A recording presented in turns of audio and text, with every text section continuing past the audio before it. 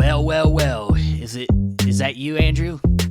That is I. And what are we doing here?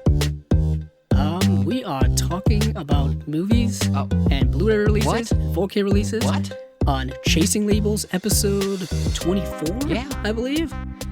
We're almost a quarter way to 100, so it's progressing slowly but surely. And it also is Halloween, if anyone out there is indeed feeling a little extra horrific these days. But obviously this will be up, post-Halloween, but we're recording on Halloween, so we will, of course, wish everyone a happy Halloween if you do indeed celebrate, or if you're not, then I guess just eat candy then. Have a nice Sunday. Yeah, have a nice Sunday. So, we want to, first, on the top of the show, before we dive into a bunch of new releases, and there aren't many this week, and there weren't many last week, but we had a great episode on episode 23 with Justin Beam. It ended up going much longer than we had originally anticipated, but it was a great conversation. Oh, yeah. And we learned so much about the ins and outs of how these movies are put on discs, which is kind of what I was looking forward to. I liked hearing the passion and talking about the love of film and just where the conversation would go. That's what I liked about that episode. So please go back and go check out episode 23. But before we get into the stuff like Andrew said, we a couple little housekeeping things to talk about. So me and Andrew have been deliberating about some of the future, things we're going to do with the show, and part of that's expanding. And I've brought up in the past about how we wanted to do more video stuff, and so probably here very soon, probably by the end of the year. Maybe by the end of next month, we're going to start transitioning the famous Cabzilla Productions page, which is Andrew's YouTube page, and we are going to be transitioning that page into the official Chasing Labels page. So, because we want to start doing more video content, and of course, Andrew's got a full catalog over there. Right. But also, I'm going to probably start contributing at some point, and our first official video for Chasing Labels will be the Orbit DVD visit I did about a month ago. So, yeah, that's probably about the time it's gonna officially start. So, if you haven't already, go over to Cabzilla Productions on YouTube. On YouTube, yeah, yes. And subscribe so you can already be ready to go when Chasing Labels starts officially running through there. And maybe do you think maybe we should even start doing audio, putting our audio episodes on YouTube? I don't know if that's worth it. I don't know. I mean, I've seen people do it before, and I think we started out doing it when we Cinema Discovery Project Yeah, days. we did it for a little bit. I just don't know. I don't know if it's I don't know how many people really use YouTube as a way of listening to podcasts. Right. Seems, unless you're subscribed to YouTube's features and things like that, I don't think it's really worth it. But I don't know. Please tell us if that's something that's interesting to you. But other than that, did we have anything else we wanted to bring up to the audience? I don't know. No, not really. I'm just saying that the Cabzilla Productions YouTube page was something that I started about 5 years ago now. I think it was 5 years ago this past fall or this time of year. And I think my first ever video on there was a movie review of Kubo and the Two Strings. Because I remember going to not even a late night screening, it was a 7 o'clock screening, and it was empty. And there was no one there. And I was just like, hey, I guess tonight's the night I'll start doing movie reviews. So, I did movie reviews on there for a couple of years, 2016 through 2019, and then stopped when 2020, calendar changeover, and then just been doing kind of what we've been doing here, which is talking about Blu-ray releases that I've been getting and certain reviews on certain bigger deluxe collector's editions and whatnot. So Steven and I figured, since I'm already doing that already, and Chasing Labels is also part of what I'm doing, as well as Steven, might as well combine the two together. Yeah, I mean, there's already a little bit of a built-in audience with your channel, and I'm sure a lot of the people that already listen to our show are also watching your videos. So Hopefully. Hopefully, I mean, hopefully. I don't plug it enough. I don't plug it enough. Clearly. Well, maybe this will get their attention when the name changes and everything. Yeah, I guess Yeah. so. I'll say this though: there is a significant fandom for movie collecting, whether it be YouTube, whether it be here in the podcasting world, and it's really surprising to me how many people are really into this. Yeah. Because you think you're in your own little world, but no, there's like millions of other people who are collecting all over the world. Oh, It's yeah. kind of incredible. It is. But moving on from there to a bit of a housekeeping news, I guess we'll go into kind of a smaller slate of movies this week, kind of a little bit bigger than last week.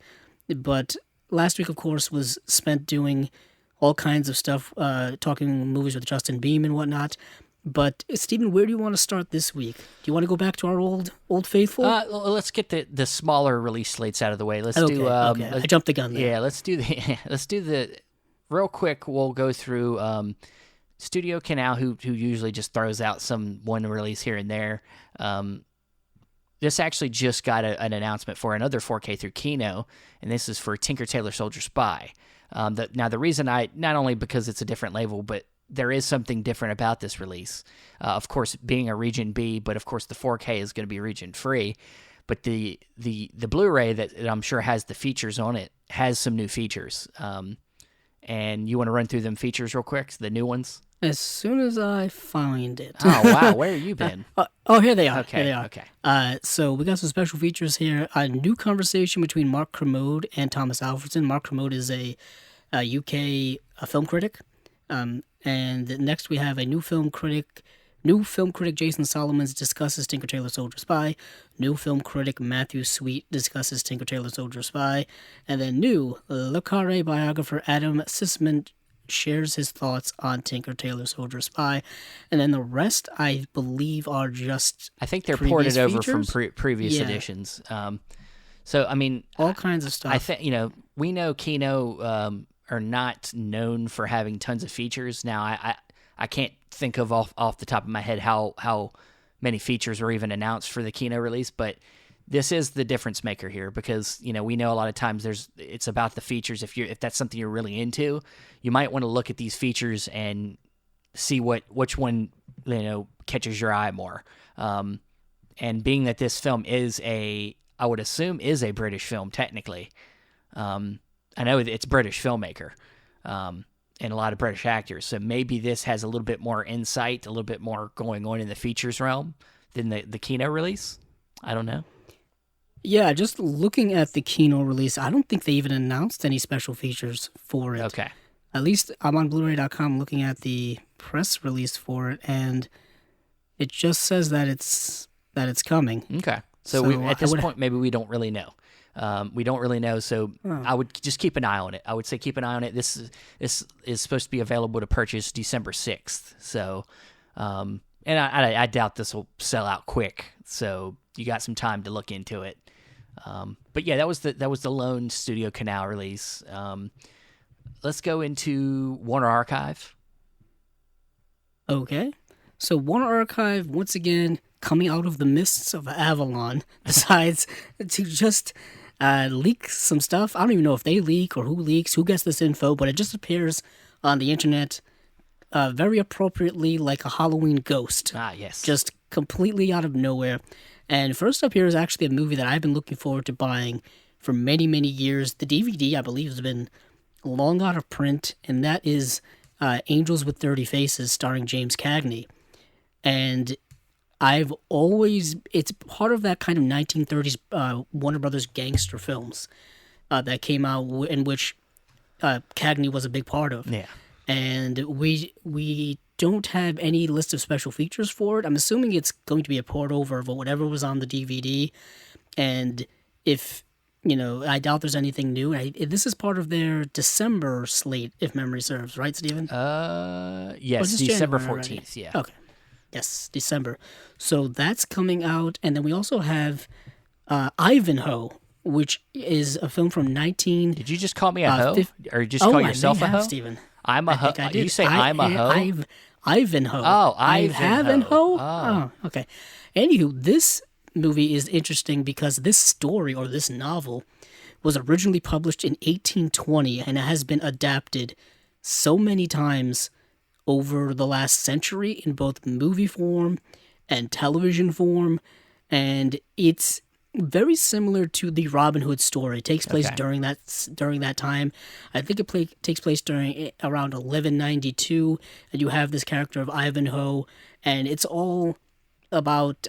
You've probably heard this before. It's very similar to Robin Hood, where Prince John is taken over for his brother Richard the Lionheart, who went off to fight the Crusades, and then he got captured, and the Prince John won't pay the ransom, but Ivanhoe, who is loyal to King Richard, wants to like find a way to pay his ransom, but Prince John's trying to prevent him from doing that, and it's a whole big thing where it's like Saxons versus Normans. It's a very fun adventure movie. It's very much like in the same vein as Michael Curtiz's Robin Hood film, just not as good, if that makes sense. But I'll tell you this, the sets are massive, and there's like battles at like around the climax of this movie that were really, really impressive for the time, because the movie came out, like I said, in 1952. This is right before widescreen became a thing, so it's still, I believe, in 1:37:1 aspect ratio. But the kicker of this movie,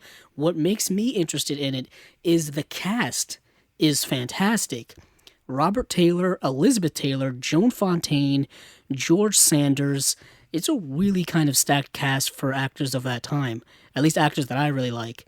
And for me, personally, I think I said it when we talked about National Velvet a few episodes ago. I'm trying to get all of Elizabeth Taylor's films, so the more that come out on Blu-ray, the more I'm going to buy. So with National Velvet coming out through, was it Imprint or was it? Yeah, I think so. Umbrella. Yeah, it was one of the two. And with this coming out, it's just more Elizabeth Taylor. Now, only if we could get Raintree Country to come out, that would be kind of awesome. Yeah. But George Sanders for me is one of my favorite character actors of his time. And I've always been a big fan of him. And yeah, I really enjoyed watching this movie. It's got that old like period piece style, but it's also a romance as well.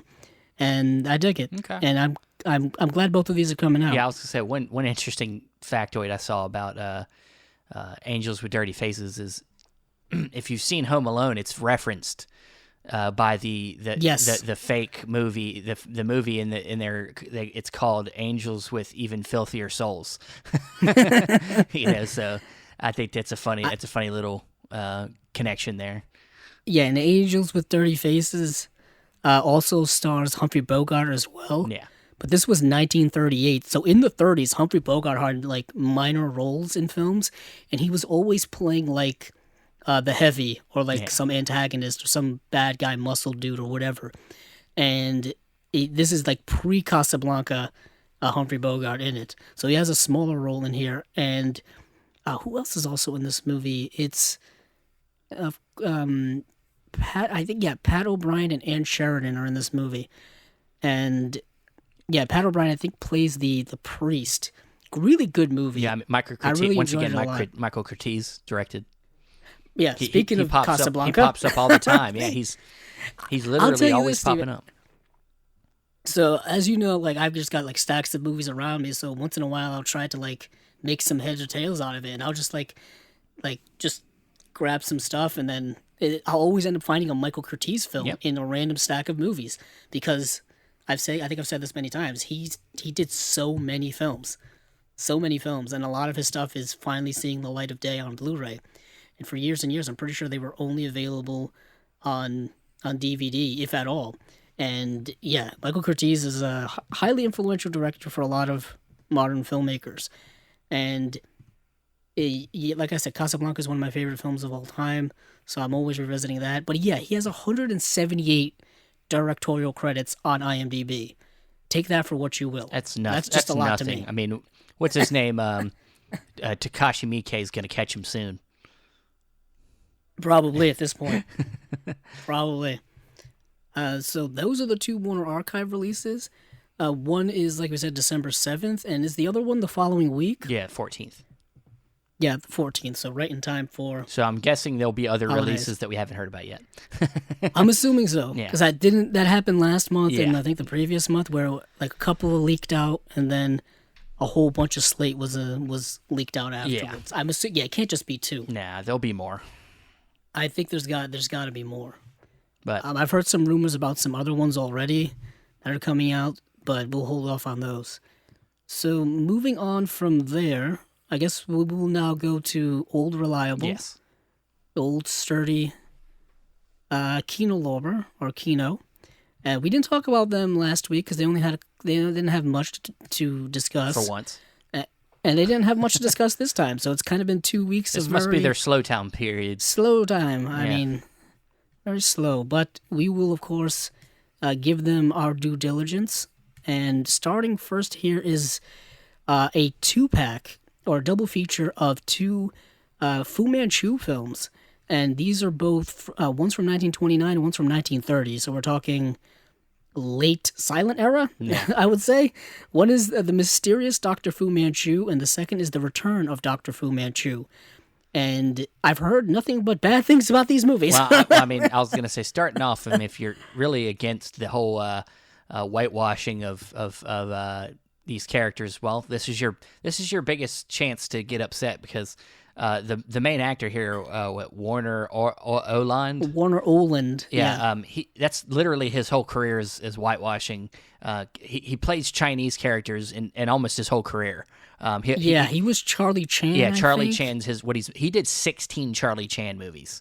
Damn. You know. I've seen people collect all of those. I think they have them. Oh goodness, on DVDs or maybe Blu-rays have finally come out for those. But either way, yeah, that was his. He made a bread and career butter, as of they playing an Asian American character. You know, When not it being is of Asian, its yeah. time, and I don't get upset about that stuff. But it is something to take into account if it's not your thing.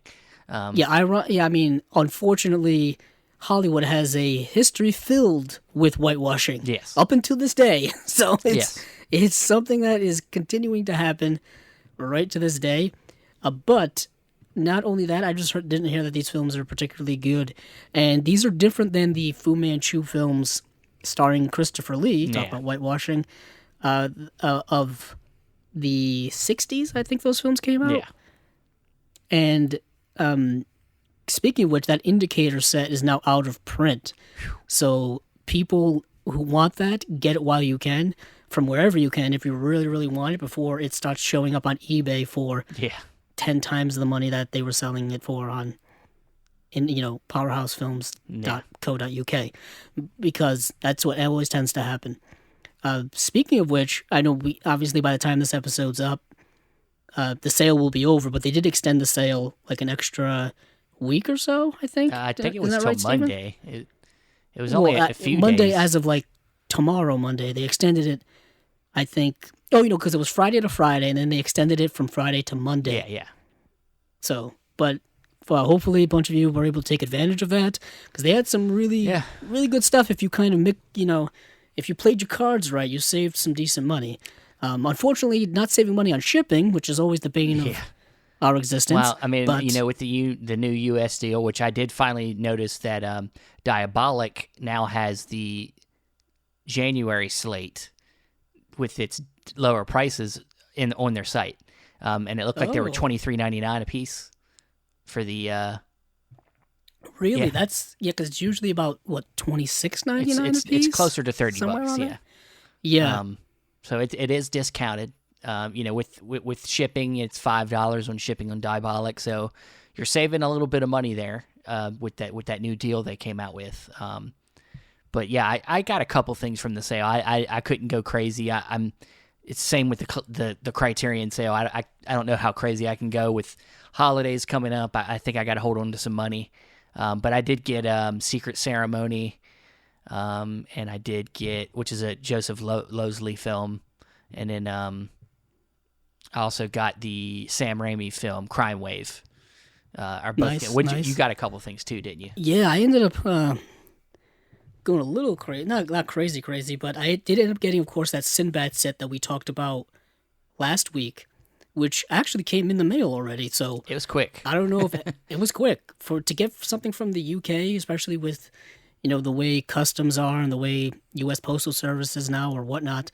I got it in a week, and it came in pristine condition, fantastic wrapped packaging. The way Indicator does is they bubble wrap all the sides. Not bubble wrap, but they use those, what are those, air cushion things. Yeah, around those it. air Yeah. plastic cushion things. And they kind of just insulate it so it's not shaking or rattling. And yeah, it's in beautiful condition. It is exactly what we said. Different belly band, and the discs are only the Blu-rays, but it looks amazing. It's still gonna look amazing on your shelf. Still a great set, guys.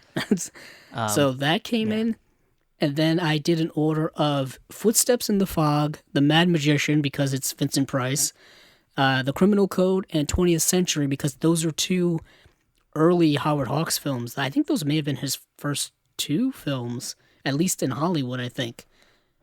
Maybe. I don't quote me on that. Yeah, that was. But I got those four. That was from a slate. I think that was actually from the slate of films at the beginning of the year, maybe. So they're already. They're already low. I had been circling the. Yeah, those came out this year and part of one of their monthly packages or monthly release slates, and I had been circling it for a while. I think that may have been. I don't know if that may have been early. It was from March. Yeah, I was gonna say it was right around the time we started chasing labels, but I think we started chasing labels in April, so we missed that slate. But getting back to Kino. Getting back to Kino, kind of got a little sidetracked. I was going to say the other films, Charlie, the same actor. I was about to say Charlie Chan, the same actor, Warner Oland, also played Fu Manchu 2 other times. He played him 4 times in all. He played what's the name of it? It's called, I just had it here, Daughter of the Dragon, where he plays Fu Manchu again, and then I think he played him one more time. That's some crazy. Dead Silence. No, maybe it was only 3 times. I thought I saw 4. So maybe it's 3. So there's still another one out there. I don't know. Maybe I'm missing it, but yeah, I don't think I'll be indulging in this. It's not something I'm. Holy. Yeah, I already got a set of Fu Manchu movies. yeah, lucky you. Yeah. I was just looking. His entire the later part of his filmography is just all Charlie Chan films. Yeah. Like his last, it's like Charlie Chan. If you look at his IMDb, but yeah, I think you're right. I think he only played him 3 times. Yeah, Daughter of the Dragon, I think was the last time he played Fu Manchu, and then nothing else after that. Yeah. It's all Charlie either Chan. Charlie Chan or something else. Or Dr. Yogami. I'm assuming another whitewashing portrayal. And Ambassador Lun Singh. Yeah, they really leaned into him playing that type of character. But even though he was... Yeah, let's move on. He's from Sweden. He's a Swedish actor, yeah.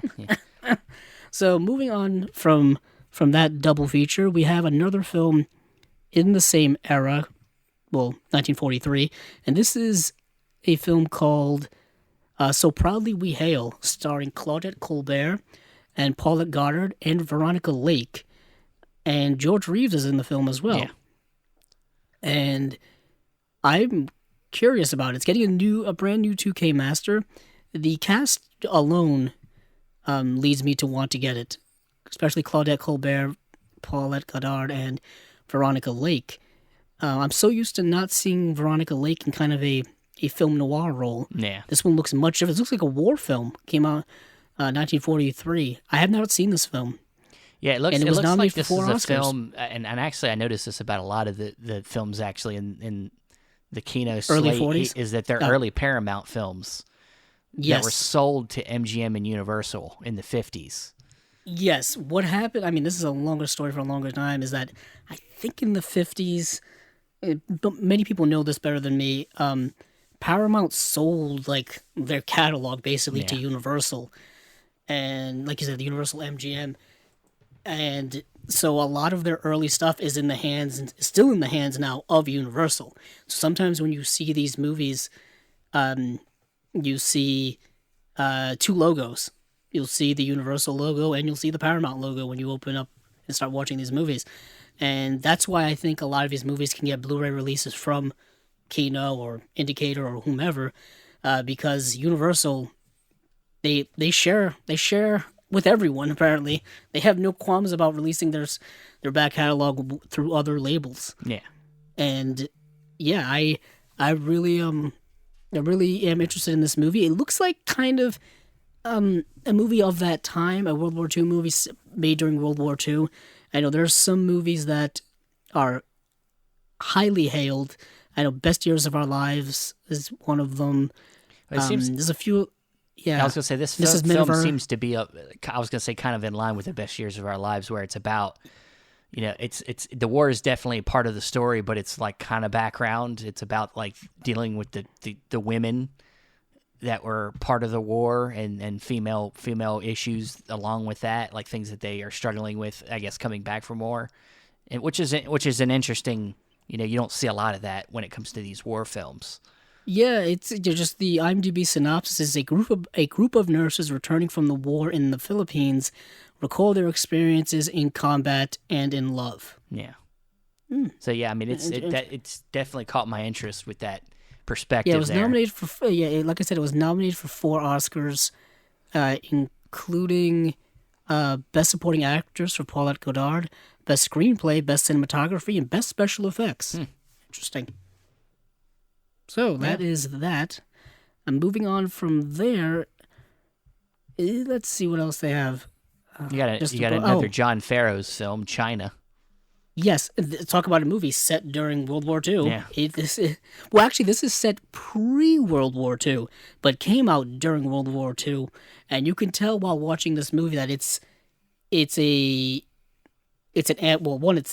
an anti-Japanese film, of course, for that time. Yeah. But it's set during the Sino-Japanese War, which basically pre-World War II, Japan invaded China. At that time, China was kind of a disjointed mess of a country, and during the 30s and whatnot, and not disjointed mess, but they had, it wasn't a strong country like it is now, basically. And Japan was a powerhouse, industrial powerhouse. And of course, we would see with Pearl Harbor and World War II and all that kind of battling and whatnot.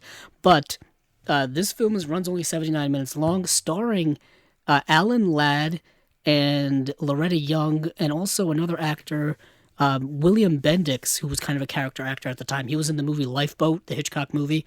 And what is interesting about this movie, the look of Alan Ladd's character was the inspiration for Indiana Jones.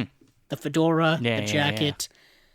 So, once again, Spielberg taken from previous generations. Son of a bitch. Which he does outwardly say that he did take everything from certain directors, which I guess is admirable. But this is a really a good film, in my opinion. I really enjoyed it a lot. I got to see it, and I'm hoping that it's going to look a lot better than the version I saw, because it's it had scratches and pops and all those kinds of things going on with it.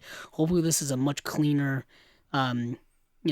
print of it. It doesn't say if it's getting a 2K or 4K remaster or anything like that, and it's coming out January 4th. Okay. And I really liked it. It's basically Alan Ladd's character and William Bendix's character, they're buddies, and they're war profiteers. They're kind of like in the middle of war, just profiting off of people suffering, essentially. Oh, that's great. When it comes to like supplies and stuff like that, but they're trying to get to Shanghai. And going along the way, they come across Loretta Young's character, who is a school teacher. She was born in China, and apparently she's a school teacher at the university, and she's trying to get her students or students to safety, and they're all young women. And the whole thing is that they're the future of China. They're going to build a new and better China after all of this and whatnot. But of course, Japan is just bombing the heck out of these places, and they have to go these long routes, and it's kind of a journey in and of in that. It's a harsh film. There's a sequence in this film that is pretty harsh. They don't show you anything. They just show you the aftermath of what happens, and it's pretty rough for its time, but I think it's obviously showing the horrors of war, and the true casualties of war are the innocent people, the collateral damage, as we've seen in every war for over the last century. So it's a really good film. I dug it a lot. All right. Cool. And then Next is a film called Love Slaves of the Oh, Amazons. I wonder what this Stephen, is about. when you hear that title, what do you think? I think that there's going to be women. Scantily Let clad me say women, this. I guess. You would assume that it would be women as the love slaves, but really it's the men. Yes, it is.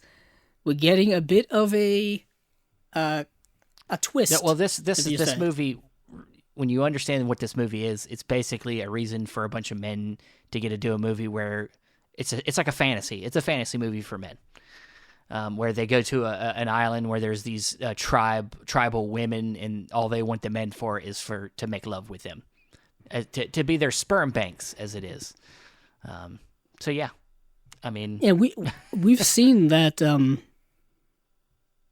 that kind of story adapted in many different ways, Yeah. whether it be science fiction, fantasy, adult film entertainment. We've seen this happen many, many times. Yeah, a party of explorers in the Amazon jungle are captured by a tribe of women and learn that they are about to be used as the tribe's quote-unquote love slaves. Interesting. I've never seen this movie, No. nor have I heard of it until right now. It's when did this come out? 1957. Movie was that 81 minutes long? Interesting. well, I don't have much to say I about don't it have because I haven't anything to seen say it. other than it seems to be pretty self-explanatory. So It really does. But ironically, we say we don't know it. It's getting a brand new 2K master. of course it is. So, You got to see that of stuff course it- crisp. You need, Yeah, I you guess need a so. crisp image of all the loving going on. Yeah, I'm not familiar with the actors in it either. Yeah, nobody Yeah. stands out to me. The only thing I noticed was that the director was actually a writer of a lot of like Universal Yes. monster films, like Wolfman. He wrote I Walk with a Zombie. Yeah, and he did. I think he wrote the sequels to The Invisible Man. Yeah. He also his last. Oh man, well that can't be right. No, he's got a lot of credits here because I guess his characters have been used in movies for a long time. Yeah. Like the Wolfman from 2010, which we talked about a couple of weeks ago. Like he gets a credit for that, even though he's deceased because it's his character. You know, like there's a movie apparently coming out called Godzilla vs Wolfman, where he gets a credit because he created the character of the Wolfman, but you know he's no longer around. It's kind of like the other day. I don't know if I was delirious or what I saw. William Shakespeare has an IMDb page. Of course he does. I was like, all right, I guess. I didn't think it was necessary for William Shakespeare to have an IMDb page, but they have his credits on there too, like, you know, born in whenever, died in whenever. And then, of course, he gets credit for every Shakespearean adaptation that's ever been done. But, yeah, I just thought that was crazy. I don't know, that was just an aside for me. But moving on from that film, we have once again come across something that is a recurring trend with Kino. It would not be Kino announcement news without at least one of these dropping every once in a while. They're once again putting out a movie in the 4K UHD format, of which another company has already released a Blu-ray of. And this is Brian De Palma's Dressed to Kill. And it just says a brand new Dolby Vision HDR restoration to be supervised by Brian De Palma himself from a 16-bit 4K scan of the original camera negative. Now, that could be the scan that Criterion used a few years ago. I'm not quite sure. All I know is that once again, this is happening. We just got Silence of the Lambs, which just came out. Now we're getting Brian De Palma's Dressed to Kill. Yeah, I mean, Criterion put out a Blu-ray, and also I think Indicator put the UK Blu-ray out. So I mean, and that limited edition's been out of print from Indicator for a long time. That was like one of their first couple titles. Really, I did not know that. I'm pretty sure, unless I'm, Was that Dressed to Kill or was that Body Double? maybe it was Body Doubled. You know how there's so many of these sex thrillers. Maybe I'm thinking of the wrong thing. Brian De Palma did make a career of that. Maybe I'm just thinking of Criterion. That did have a Criterion release though, didn't it? Yes, it did. Okay. I remember that when it came out because the first printing of that Blu-ray had an issue with it, and they had to reprint it. And the only way you could tell the difference is if you looked on the back. You know where they have all the like the credits of like aspect ratio and all that kind of stuff. Well, below that they have all the fine print, and in the fine print it would say second printing. Yeah. And you're right, and body double. It was body double. not Yeah, just, that's what I've been trying to find the limited edition of for months upon months. You can't even find that thing on eBay. That's how much people want to covet that thing. Yeah. You can find the regular standard edition of that, no problem. Like they'll give that to you. Yeah. At this point, but it was one of their early releases. It may have been their second or third. I don't even know, because I think their first was Christine. Yeah, it was which one of their coincidentally first. has had yeah. a bunch of releases. All right. So that was it. yeah, That's it for Kino. I like Dressed to Kill. It's basically Brian De Palma's Psycho, in my opinion. Yeah. Well, that's all he did. We talked about this before. That's what Brian De Yeah, Palma he did. did Hitchcock versions for his early on in his career. Yeah. All right. Well, then let's move on over to the couple Shout Factory releases we got here. Shout. Oh, here you go with the shout it out. Let it all out. Oh, Jesus. Steve, you're the singer. You should have jumped on this a while ago. When I have something to sing, I'll sing it, but I didn't. And now you're just putting pressure on me. I don't appreciate that. Oh, sorry. It's okay. Let's just talk about these movies. We got a couple releases here. We got about Whisper, 3 of these Whispers things. in the Dark. Yes. And we have The Temp. That's a poster. That was only 2, right? No, we also have Cool World. Oh yeah, Cool World. Yeah. Which is a Ralph Bakshi film, and I believe it's Ralph Bakshi's last theatrical or feature film. 'Cause I think after that he just did like a couple of TV movies and shorts and music videos and stuff like that. Don't quote me on that, but I believe it is. Cool World is it's a movie. It's a movie. It's a movie. I want to say it must have a cult following by this point, but it's an odd film. Okay. It stars the young Brad Pitt, 1992 Brad Pitt, Whoa. and Gabriel Byrne is in the film as well. And what happens is they get kind of transported into this comic book world called Cool World, and it's a weird place. It's a weird place with weird things going on. I was surprised to see that the movie's PG-13 because it's such a sexual film. And yeah, when I'm thinking animation and combining animation and sexual things, it can get weird. Yeah. I'll just say that. Yeah, I like the people to discover that movie by themselves because I discovered it by myself. But Whispers in the Dark, I didn't get a chance to see, but it feels like a 90s, like talk about sex, 90s sex thriller or something like that. Yeah, I didn't get a chance to watch it either, but just looking at some of the credits, the director, Christopher Crowe, he did write a few things you might have heard of. He was writer on The Last Mohican, Fear, which is another film of that kind of ilk, and then The Untouchables. Wow! So he's got a few big credits, which The Untouchables is actually the show, not the movie.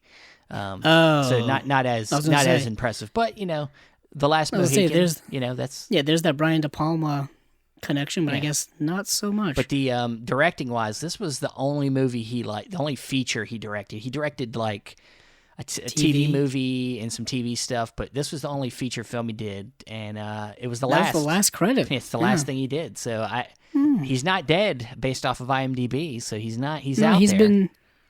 He's been writing. Looks like he wrote on some television series in the late 90s and 2000s, and he hasn't done anything since 2004. He might be retired now. Maybe retired, yeah. But we both didn't see this one. But The Temp I did see. Okay, tell me about Temp. Well, does it have temptation in it? It feels like it does. Yeah, a little bit. To be honest, this movie is less a sex thriller and more like a women in the workplace, men get the fuck out of the way movie. Oh, kind of like a 9 to 5 or Working Girl? Sure, yeah. It's definitely got some sexual tension in it, but there's no scenes of sex. Like there's no real explicit stuff. It's directed by Tom Holland. Not the Tom Holland. Not Tom Holland as in Spider-Man, but the Tom Holland that has worked on like Fright Night, Child's Play. He's done some notable horror stuff. but it stars Timothy Hutton Yes. and Lara Flynn Lara Boyle? Boyd, or Oliver Platt's in it for a while. Steven Weber, another character actor. Yeah. Faye Dunaway. Yeah, Maura Tierney. and it's definitely got like a little bit of a somewhat of a giallo-ness to it because there's a mystery going on. It's okay. I mean, it's not. It's definitely tame for the subject matter. It could have been a little bit more, hard hitting, a little bit more sexual, but it's somewhat enjoyable, not bad, but not great.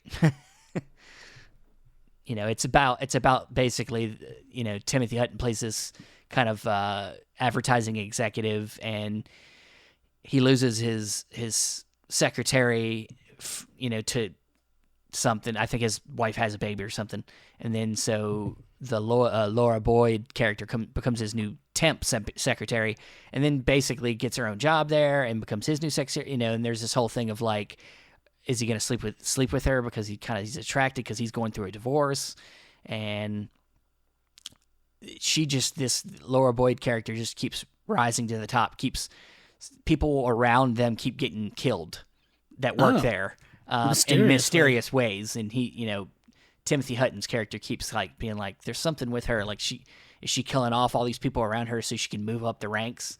Like it's interesting, but it's like I said, tame for what it is. Yeah, I know Lara Flynn Boyle because she was on Twin Peaks. Yeah. The original Twin Peaks series from 1989 to 1991. She played Donna Hayward, who was Laura Palmer's best friend. And of course, that show was centered around the death of Laura Palmer. And that's, I believe, where she got her start. And then after that, her career really, flourished. And she was in a bunch of things in the 90s. And she's still, working today, not as much. But yeah, she was a big name. She was, she was on The Practice and a bunch of stuff. A lot of television work. Yeah. Towards the late 90s. But yeah. Yeah, I mean, it's interesting. Yeah, it's a maybe at a Kino sale would be a time to pick this one up if you're interested. So. Well, it's a Shout Factory release. So. I don't know, dude. I'm scattered. But we're doing this recording during the middle of the day, so I'm so off right now. I'm still off, but I'll say I like the tagline of this: "Don't get mad, get promoted." I feel like that's a tagline someone would use in a social media campaign for their company. You know what I mean? Like, don't get mad at your job. Get promoted with our company. Yeah. Da, da, da. You could say in a sense that makes the film sound like it's like self-aware. Yeah. But it didn't feel that way. So, but all right. Well, that's it for the Shout Factory releases. That is it. Now we transition to I guess the bigger slate this week, or at least the one that a lot of people probably were more buzzing about. And that was Arrow Video. They had a slate this week of stuff that was more difficult to find to watch than I was expecting. Yeah. But we will go through it here. These films are Shock, Sleep, A Red Angel, The Mangler, Dillinger, and that's about it. Yeah, other than that, there's been some. We said we weren't going to talk about it, and we won't talk about it in detail, but it's been slipped out that Volume 3 of the Fassbender sets is coming, but we didn't get an official, like, is it coming out when it's in coming. A slate in January, and it hasn't been announced, so we're not going to talk about it in detail. So tentatively talked about a little bit when it comes to IMDb, when it comes to Arrow's social media.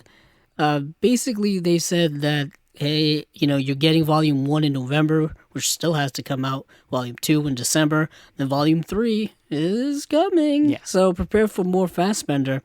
I think by the time they end up putting all these out, I mean, people are going to have a nice Fassbender collection. Yeah. But I think these are all just re-releases of stuff they've already released before. Yeah, maybe. And they just put them in boxes. Yeah. I mean, that's what the first two boxes were. Yeah, I'm assuming that's what's going to happen here. We'll look deeper into that third volume when it gets officially announced. when it does get an actual date and details and stuff like that. But moving on from there to what we actually have, is a slate that's a little underwhelming.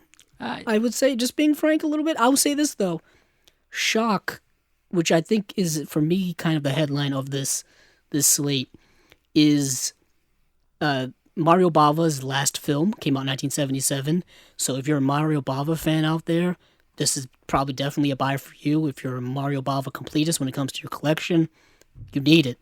And what is kind of interesting about this movie is it was released here in the United States as Beyond the Door 2, but it had absolutely no connection to the Beyond the Door film, which came out in 1974. So it was just a marketing thing, basically, which we've seen happen several times before, and even, I believe, to this day, probably. But both Steven and I did see this movie, and I think we both liked it. Yeah, for what it is. I mean, I wouldn't say it's peak Bava, but it's, for a filmmaker, in a later part of his career, he definitely still knew how to get the scares in there. Like we were talking before, the last end of the movie, the last 30 minutes or so, really brings it up a notch. A lot of craziness starts happening. The third act of this movie is bananas. Yeah.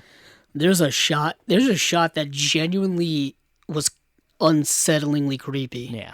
Do you know the shot I'm talking about? It's the one so. Where, yeah, where the kid's running towards the mom, and then the camera kind of tilts up, and then so you don't see the kid when he embraces it, and then pops up, and it's a full-grown person. And I was like, holy shit, that's a hell of an edit.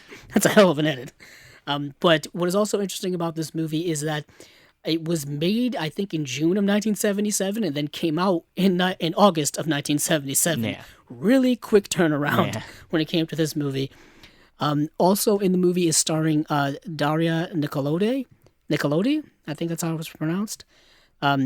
She was in many of the horror films of that time.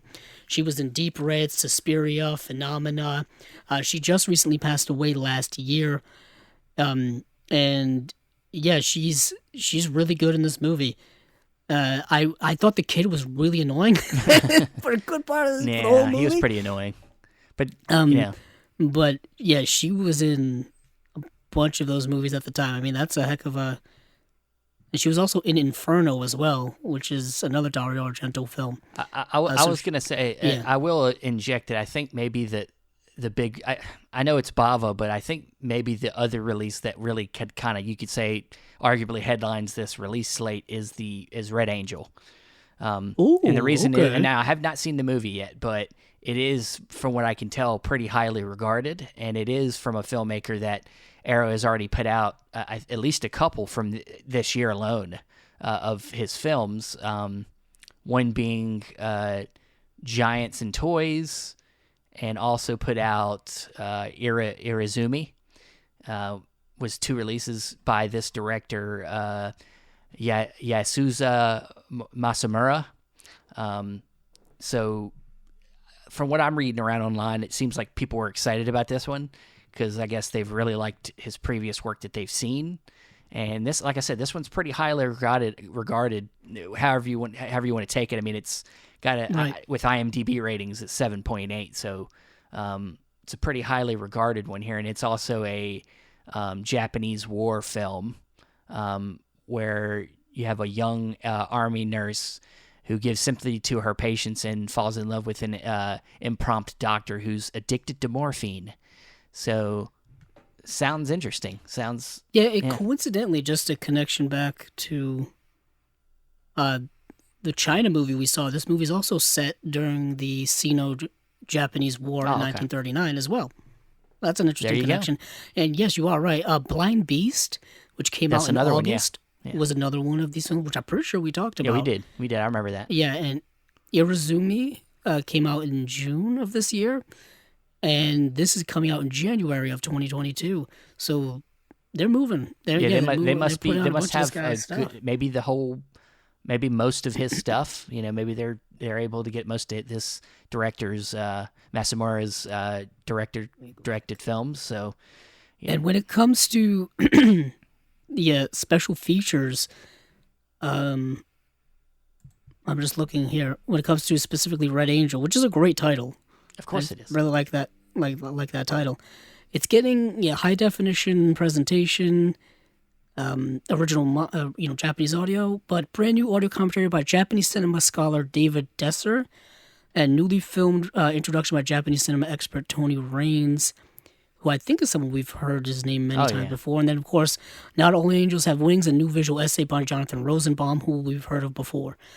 So that's a nice slate of special features right there.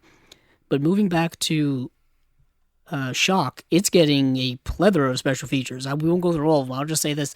It is getting a brand new 2K restoration, which I really like, because for some reason, the version that I watched on Shudder was pillar boxed, and also it was actually letterboxed widescreen. So it was 185:1, but it had the black bars all around the picture, top, bottom, side to side, as if it was an old letterbox DVD. Yeah, I watched it on Tubi, and I don't think it was letterbox. You didn't have that? No. Oh, it was weird.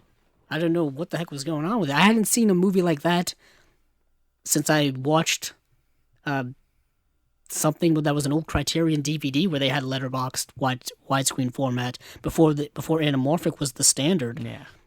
I don't know. So I'm hoping it's a good presentation of that movie, because a lot of blood in that movie. So that red really needs to pop. Yeah. Oh yeah. red really needs to pop. But it's getting a fantastic slate of like commentaries, as well as special features of people talking about the movie, visual essays, video interviews, all kinds of stuff.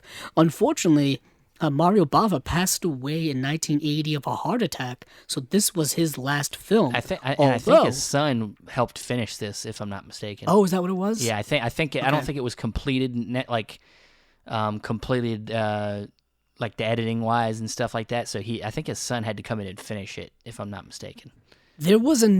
Coincidentally, it's his last movie that he directed, but not the last movie to come out. There was a movie called, is it Rabid Dogs, that came out in 1998? Well, that's considered by a lot to be his last. It's his last released film. Yeah, his last movie to be released, which is not unheard of now when it comes to movies coming out from deceased directors. I mean, we just had Orson Welles' The Other Side of the Wind came out in 2018, and Orson Welles passed away in 1985, I believe. Yeah. Yes, because he was 70, 1985. So who knows? I mean, what people can do today with footage and editing and whatnot. So that's Shock and Red Angel. Some of the other ones on the slate, Steven, I did get to watch The Mangler. Yeah, I didn't watch it, but I mean, I know it's Tobe Hooper. Yes, it is. It's a 1995 Tobe Hooper film, and it's an adaptation of a Stephen King short story. I almost said short film, but that wouldn't have been right. It's a short story from Stephen King, and we probably mentioned it back in our Cinema Discovery Project days when we talked about Stephen King adaptations. I have a feeling we did, and we just didn't know what it was. But now we do. Well, at least I do. And Stephen, this movie's basically about a giant killing possessed washing machine. Well, I mean, like, Stephen King wrote a story about killer car. Why not a killer washing machine? Right? It's the same type of thing where it's just kind of a possessed thing, but there are also some other aspects that play into it. But the film stars Ted Levine, who of course was Buffalo Bill in Silence of the Lambs. Robert Englund is in this film playing. He was almost unrecognizable. He plays the owner of this, big laundromat company thing with the, big industrial washing laundromats where people, it's really hot and steamy and there's big machines. It's loud and it's a factory. It's a factory work. But what is happening is this machine just is starting to malfunction. It's starting to essentially eat people. And Ted Levine plays the cop or detective who's trying to figure out what the heck's going on. And it turns out it's a magic, occult thing, possession. Of course it is. Whatever thing. Of course. And yeah, it's I would say it's a fun movie, but it kind of is in the campy sense, but it's not great. And it's just it's one of the movies you watch direct to TV kind of thing. Probably nowadays it would be direct to TV. That it's probably a good fun drinking watch. Yeah, it really is. And for me, I was like, I can't believe this came out in 1995. It feels like it came out in 1985. Yeah. It feels so oddly timeless. Like it's in its own world. This is, you And could say this was towards the end of for the time when Stephen King films were being made, like, because you had stuff like the It TV miniseries. yeah, which was what before this. Yeah, and I would say the height of the popularity might have hit with that. And then it started to go downhill. You had like Maximum Overdrive. I think that was the 80s. Was that in the 80s? Okay. I'll say this: Thinner came out the year after this. Yeah, and it was directed by Tom Holland. It's not good. Who we just talked about. It's not good. Yeah, I think towards the end of the 90s. It's underrated, but it's not good. Yeah, that's why, nowadays, we've said it before, Stephen King's work is getting readapted in much better ways, or at least adapted in better ways now.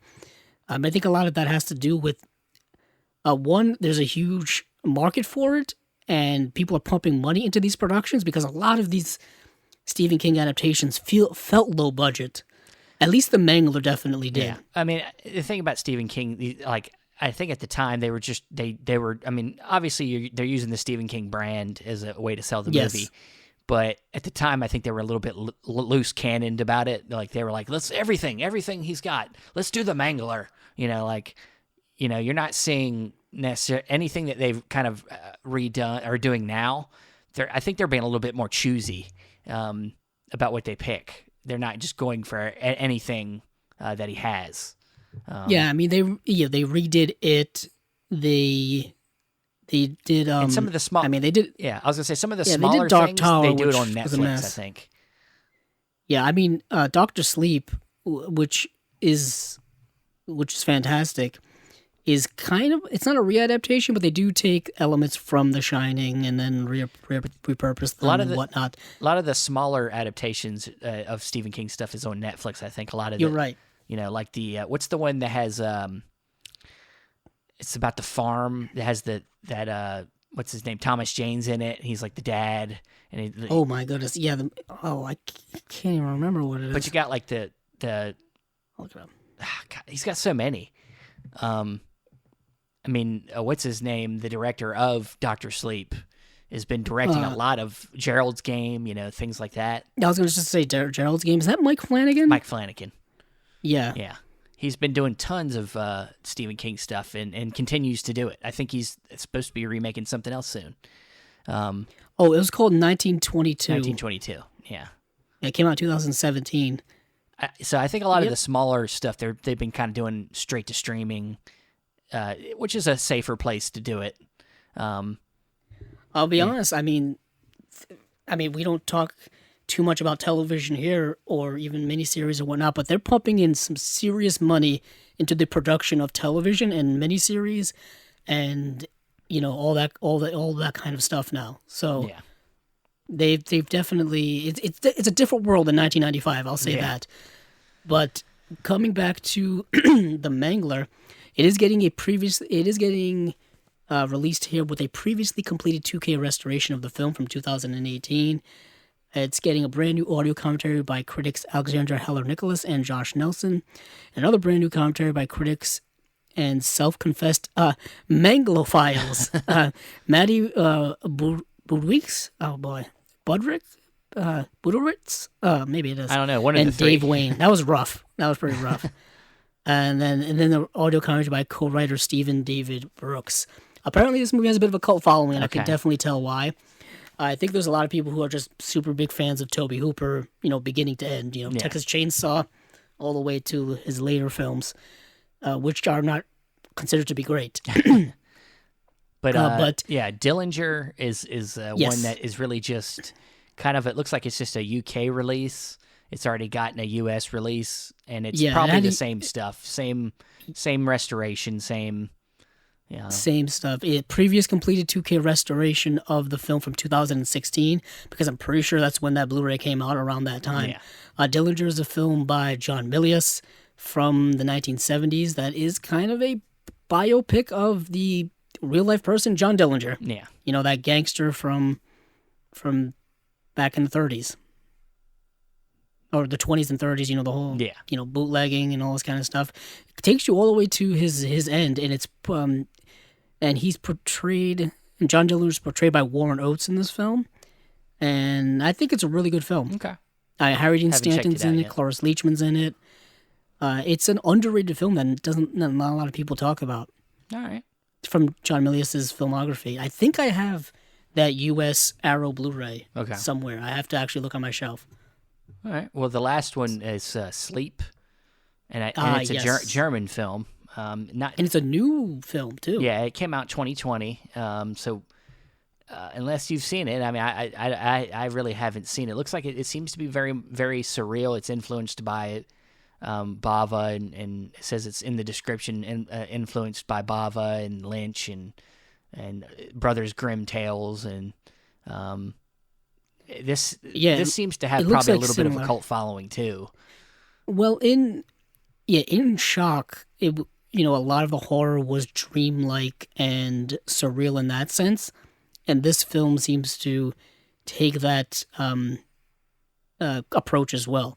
Like it says, tormented by the recurring nightmares of a place she has never been, Marlene cannot help but investigate when she discovers the place is real. Once there, she suffers a breakdown and is admitted to a psychiatric ward. Determined to discover what happened to her, Mona, her daughter, follows and finds herself in Steinbach, an idyllic village with dark history, of course.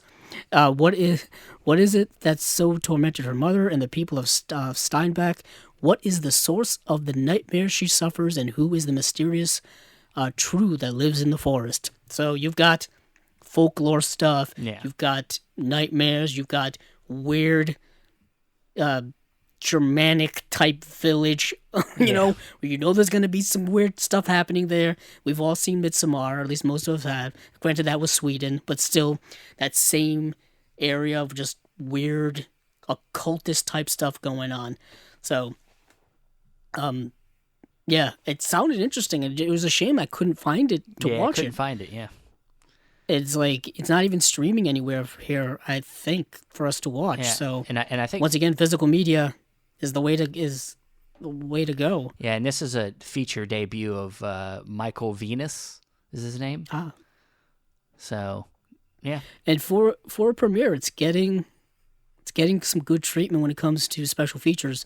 There's an audio commentary, there's a visual essay, there's 2 visual essays actually, and yeah. Yeah, just some deleted scenes. It's got got good artwork. I think this is getting a slipcase too, if I'm not mistaken. Ooh, wow! Yeah, there's one here called "A Dream We Dreamed Together," a compilation of film festival introductions created during lockdown by director Michael Venus and the cast of Sleep. So this must have come out during, obviously COVID times are still with us. Yeah, but it came out during that time, so probably that's why it hasn't been seen by a lot of people. And if it has, I'm assuming film festivals only got to see it.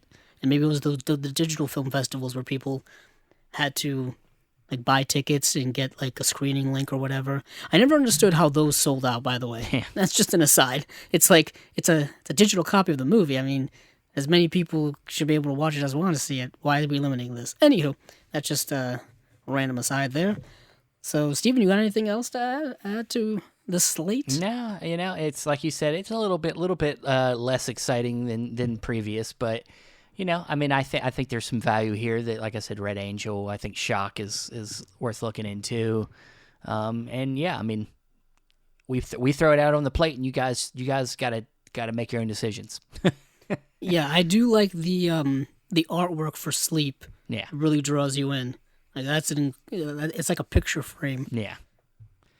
All right, and I think they also that it's going to have a double-sided poster for that release too. So if you like that image, it looks like it's going to get a poster. Also, I wanted to say this: Shock isn't it getting a second is it a different release or is it the same release where you can buy the film as Beyond the Door too? Did you see that in the? I think there is maybe like a alternate artwork version that they're going to put out where it's the Beyond the Door version. Yeah, there's an Arrow Store exclusive. There you go. Slipcover that you can get in the UK and the US. That's going to have the slipcover is going to be say Beyond the Door too, and it's going to have different artwork on it. It's just in case people were not aware of that. Yeah. I'll tell you that the artwork for Beyond the Door too is pretty frightening. Way more frightening than the other artwork. It says terror lives beyond the door, and I can tell you after watching the movie that has nothing to do with the movie at all. Like I've never seen it has nothing to do with anything beyond a door.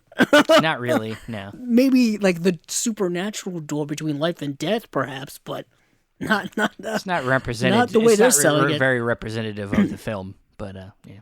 I love it. A new look at the face of evil. How many times have they used that tag? Yeah. Jeez. Okay, I just wanted to add that little thing because that was in there. But yeah, So that's it. Then that would be it for the Arrow slate. And that's it for the show. That's it. Ah. That's all we got. I mean, I'm sure there's other things, but, we're about an hour in. A little small episode compared to last week. But yeah, we're going to end it here. Andrew, where can you be found? You can find me on Twitter at Cabzilla06, as well as my YouTube page for the moment, which is still called Cabzilla Productions, but changing to Chasing Labels within the next month or so, I would say. Yeah. That's still available. That's still around. And you can find me on Facebook, Stephen Billings. You can find me at all the Chasing Labels stuff, whether it be on Twitter, at Chasing Labels, Instagram, at Chasing Labels Pod, or you can follow me on Letterboxd, where you can see what I'm watching. It's at Chasing Labels. You can find the audio for the podcast on Podbean, Apple Podcasts, Stitcher, Spotify, all the major players. Thanks again for listening, and hey, keep on watching them movies. I know I will.